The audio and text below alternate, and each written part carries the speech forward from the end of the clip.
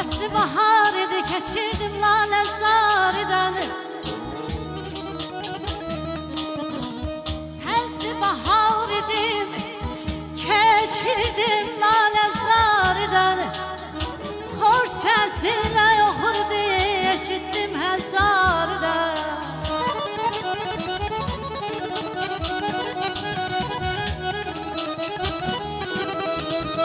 Bülbül sənin də var məgər aləmdə bir qəmir.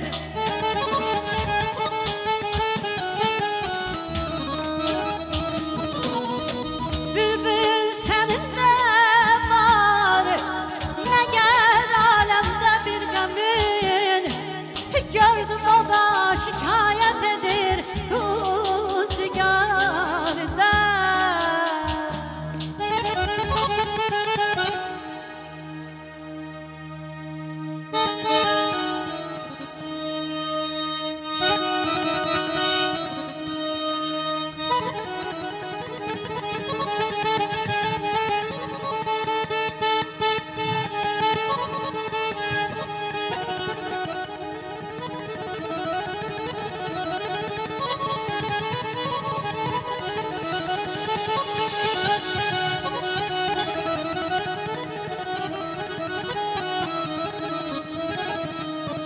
Diş düşdü baş ağardı, kaman oldu qamətlər.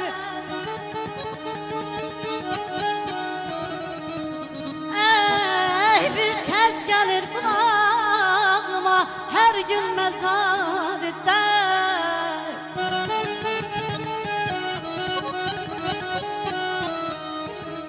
Bədbəxt o kimsədir ki, yığarmalı sandığa.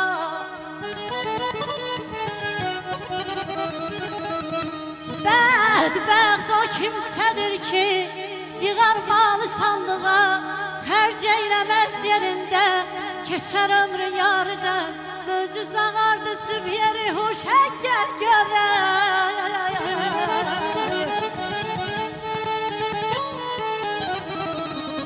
Möcüz ağardı süb yeri, huş əgər görək.